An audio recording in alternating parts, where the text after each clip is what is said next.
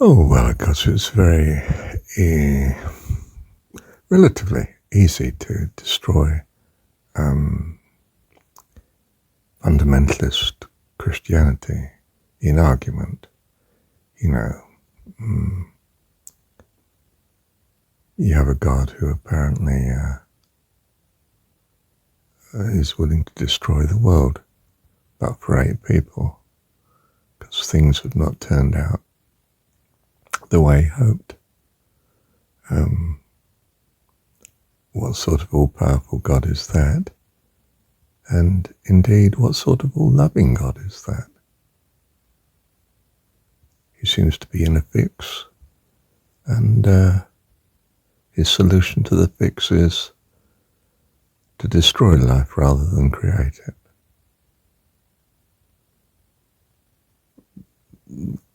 So what do you infer from this? Well, it's not my God. I don't think much of this at all, and I certainly wouldn't follow it, sort of thing. That's very simple. And most religion can be destroyed in that way. I mean, let's try another one, for instance, an all-loving religion that always seeks peace,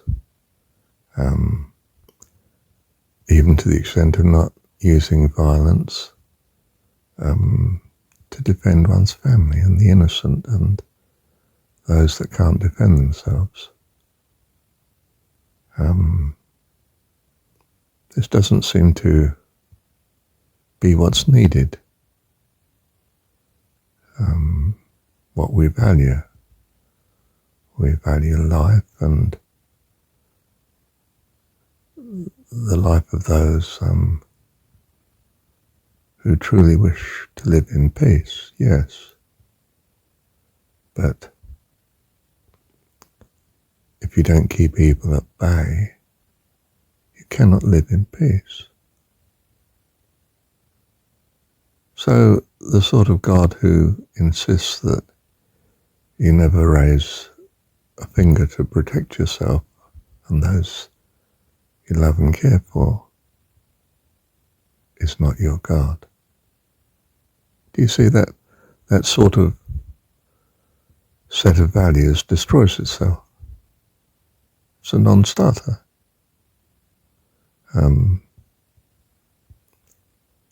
It won't protect the community, it won't protect heaven.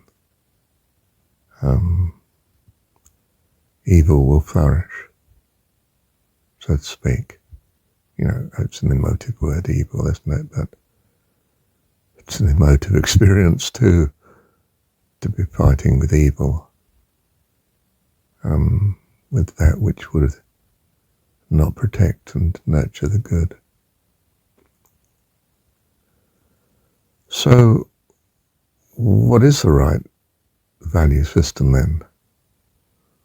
Well, we can say it without knowing how to achieve it. It's one that values life. If it doesn't value life, then in some sense we're a self-contradiction, because without life we're dead and nothing is achieved.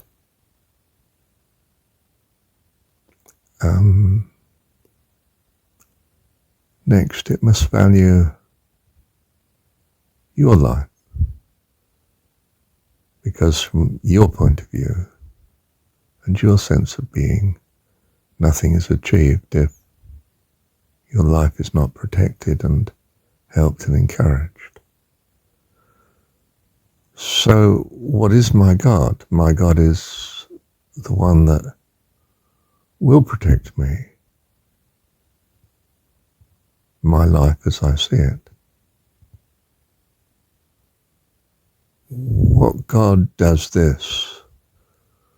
What sort of God best embraces this view that your life is fundamental and counts, and without it nothing does count for you, because you're dead, you know? Well, it's a sort of relationship of being that we see in some sort of ideal childhood, where the parents come to the rescue of this new life in the world, baby, and they do all they can to love and care for, that the child flourish and become true what they see to be a wonderful being. Now, they're not all-powerful in God themselves, so they don't always achieve this from their point of view. You know, from my mum's point of view, instead of growing up to be this wonderful officer in the army and prosperous, if you like, wonderfully good-looking specimen of mankind, became religious and perhaps didn't always wear the clothes that she would like him to wear, didn't always do and want to achieve and value the things she wanted to value. So from her point of view, she failed. Of course, it wasn't her fault from her point of view. It was all the other influences around and the things she couldn't do to achieve in me what she valued. But from my point of view, she was the difference between life and death. She provided when, as I see it, I thought I wouldn't be provided for. And so from my point of view, she did her best to be my view of what the right God was. But if you'd like, my view of the right values and God prevailed, and I grew up to be not what she wanted, quite simply. So she felt alienated ultimately from me and couldn't live with me any more than probably I could live with her, because, you know, I could be in her company for 20 minutes as a grown-up man and be exasperated and just wonder why on earth I came. It seems to be pointless. I'm not what this person wants and values. But do you see, from the childhood experience that we survive from, we gather the values that we gather, and sometimes quite contrary, well, often contrary in some ways to that of our parents. And this is an alienation problem ultimately, not what we value, of course, not what we want. But the experience of childhood tells us what we value, and that's what we become. And that's what we are. You are your values. Now, I think the spiritual thesis, I'm not sure as it's totally embodied in any actual religion, but should therefore rationally be that you are devoted to what you understand to be your values, that you find out the consequence of such.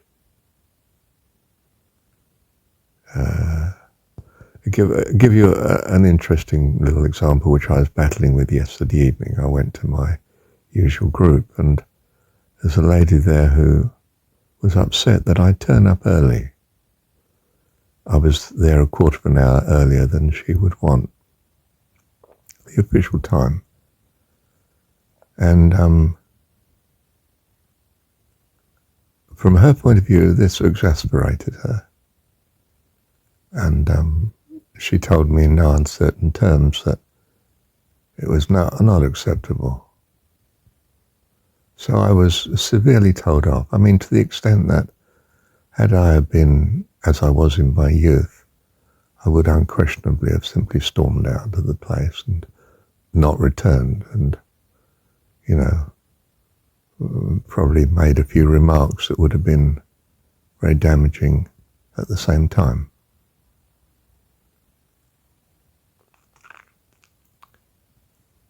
Now, she is being true to what she values and solving it the way she does. Now, is this bringing life to her, joy, peace and happiness? Well, no, she's confronted with someone she has to get rid of. And she does get rid of him if he is not careful to recognize, well, this is important to her. Oh, well, it's no cost to me to arrive on time instead of too early. You know, put it another way, had she have said to me, oh, Marshall, you like to get here early, I think, because you do, but it's a great cost to me. Could you possibly come just on time? Because it introduces chaos into my life when you come early. Oh, righto, love. Yes, I'm so sorry. I'll do that. Yes. You know, I thank you for your hospitality, and I always enjoy being here. Do you see, we'd both been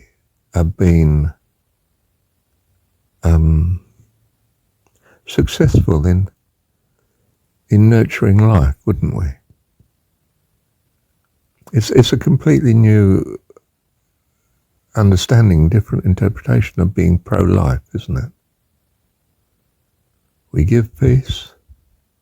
We say what's causing us, what we need. Could you do so and so? Oh, yes, certainly, love. Sorry, I didn't realize it was important to you.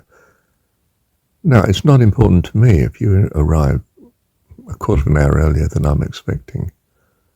I just plonk you in the lounge and say, I'll be with you in a sec. I'm just, you know, getting showered or something. I mean, whatever it is that is important to me. And I tell you it's important to me in a sense, and you recognize, oh yes, okay, it would be helpful if I came later. Oh, I'll come later, love, yes, certainly. Do you see, it would have been all, instead of what, had I been of a worldly mind, could have turned out to be a really nasty experience. It wasn't a good experience because I didn't recognize instantly, if you like, despite her manner, that it's important to her that I don't arrive early. Because, of course, it wouldn't have been important to me. But, of course, had she have fortuitously said to me, you know, I find it chaotic if people arrive early. Could you come at the right time? Oh, yeah, sure, love. Sorry. End of story, you see. Pro-life in that sense. I mean, I'm happy, she's happy, because I meet her request very happily, of course, because the cost is low to me. Of course, if the cost is high, I mean, I can't imagine a situation in which I must arrive early, you know. I mean, but, you know, if the cost had been high, well, one says, oh, well, I'm sorry, I can't meet. I understand it's important to you, but I can't meet your request, so I'll stop coming. But no hard feelings. Goodbye. You know. But I don't mean doing it as a knee-jerk response, but as an understanding that what is best in the circumstances. Let me return to where I started a minute. Hang on. Oh yes, well, where I started was actually with the substance, and she, of course, well, as it turned out, she was in charge of what we did that evening, and we listened to a chap who currently was being, relatively recently, discussing and being interviewed, so to speak, with his views on. He was giving a talk on religion, and of course he was pointing out what a sham religion is, and therefore the way forward as he saw it. But his thesis on why religion was a sham was, of course, he was destroying a particular example of what perhaps many people would see as corrupt religion, not genuine religion at all. Literalist, fundamentalist,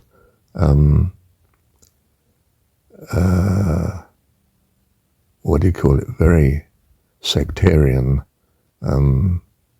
narrowly defined religion that is not pro-life as he sees it, of course, at all. And he can certainly ridicule it from that point of view. So that left others in the room who were, you might say, spiritual, but not following a particular religion, ill at ease, because felt that he'd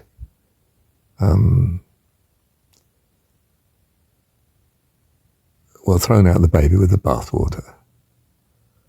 He'd seen that this was the bad side of religion. He'd pointed out what a sham it was, and therefore all religion is wrong, or all of religion is wrong, which of course is not what perhaps many of the people in the group felt and expressed later on in the discussion afterwards, that religion wasn't proved to be worthless because of these obvious faults and misunderstandings. There was a way forward spiritually of believing, if you like, in such things as the supernatural and God, but not necessarily the literalist, fundamentalist view of God of a particular religion, and of course in this case it was Christianity, majorly, which is hardly the only religion in the world, and even in itself is hardly entirely all wrong and bad, is it? I mean, it's got its faults, and perhaps all the religions have, and perhaps our view of spirituality has too, because we've not perfected it yet. That would be consistent with my thesis of that's why we're here. We haven't come to entirely the right values yet, and we're here finding out what they are. We're in a school situation, perhaps. If there is a loving God who is Dad and, having us experience the reality of what we value, that we might correct such, if you like, and find out the true values that bring fullness of life. And our understanding of that be perfected, if you like. It was interesting in that the lady couldn't find the actual recording she wanted to play, so she played another of his talks, a very up-to-date one. And then we went back to, because we found it, the talk that she did want us to listen to. And he was a totally different character in this. He was in this, indeed, the person who utterly poo-pooed and shammed literalist, fundamentalist Christianity.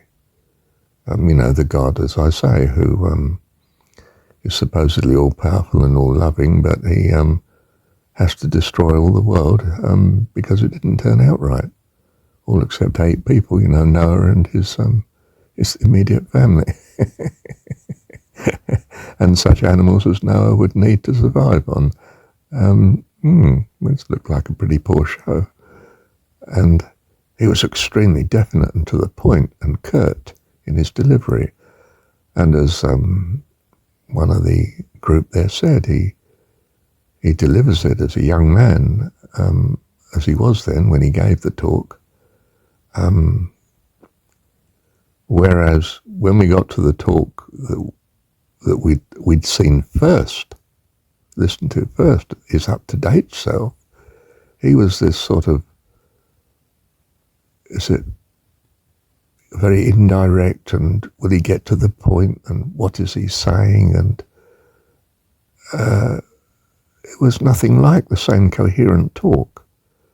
And we really felt that in some sense he was better as a young man, although most of us didn't agree with him, than he was as the older man that he is now, delivering a talk that seems all very philosophical and vague and incoherent, and he's talking about a spirituality that, well, it's nothing like as coherent as and helpful as much of what religion is to most people and is to many of the people in the group listening, that were present there. They found that, yes, he has shammed the faults of religion, some religions, but unfortunately he's thrown out all the good as well, and you're left with a very vague and not very convincing substitute 21st century spirituality as he's seeing it, which is not very impressive at all. It was actually better as the young man who was shamming the sham of religion. In some sense that was valid. But of course, at that point, being a young man not experienced in necessarily what's good about religion, was therefore giving a very biased view. So it turned out to be a very interesting evening, and on reflection, very helpful, both in official purpose and the sort of forte that the hostess and I experienced at the very beginning. Fortunately, I survived such and didn't storm off home and say, I believe in a very non-violent response. By all means, come to a decision later on as to what's best. But it's probably not best to snatch at some knee-jerk reaction at the time and storm off. And indeed, this is what occurs to me, a very fine example, I think, you might not agree, but I think, of non-violent communication, NVC as it's called, of Marshall Rosenberg, who is now deceased,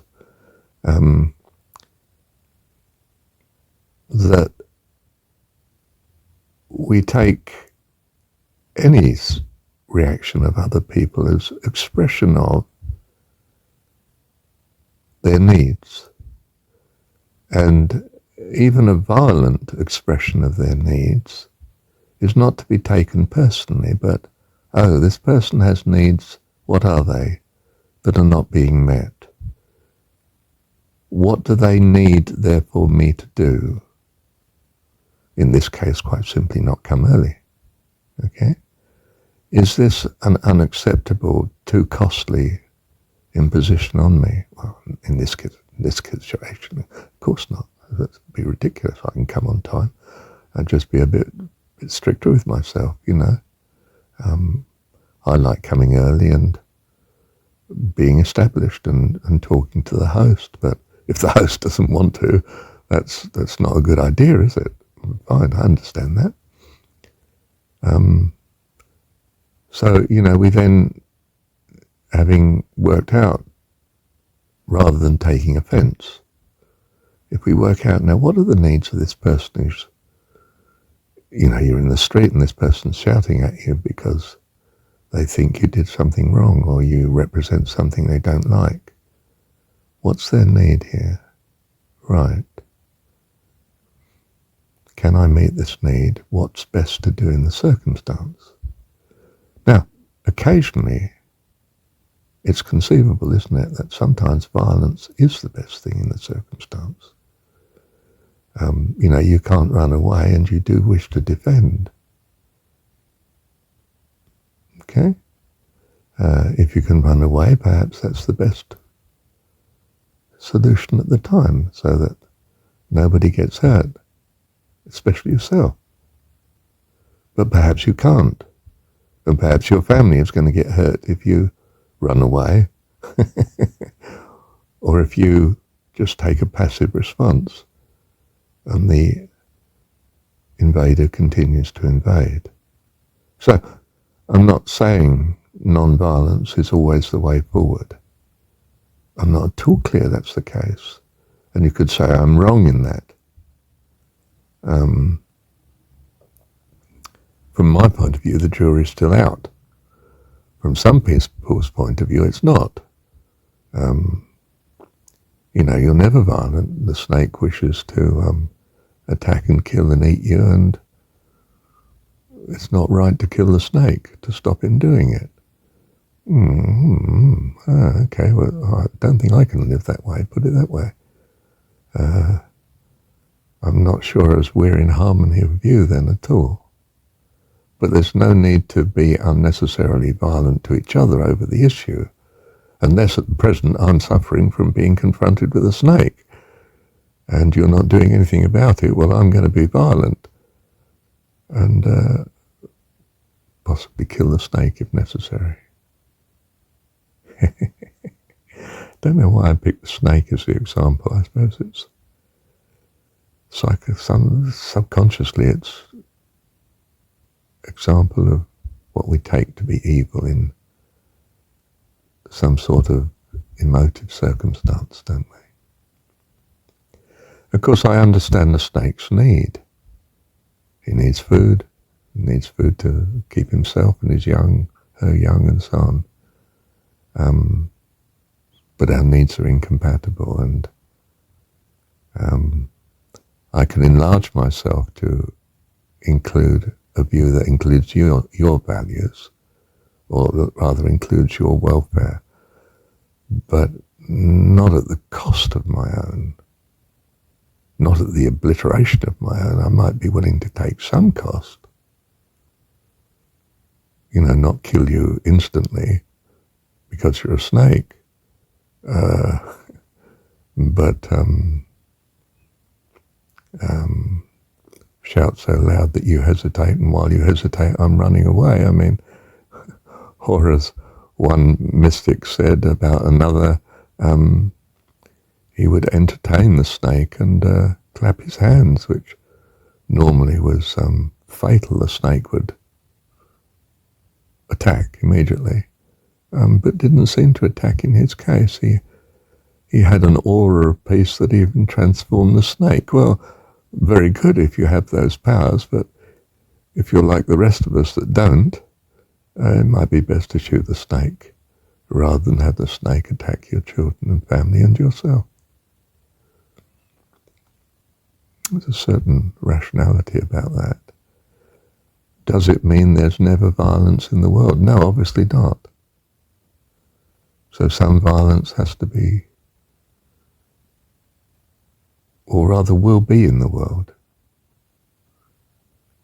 unless we find some solution to this. But the solution is not necessarily being non-violent, although it's certainly wanting to be non-violent wherever possible. That may be the spirituality that we seek. or that particular aspect of spirituality might be something that we seek. But not to the point of self-obliteration. That doesn't seem to be quite rational or acceptable or feasible.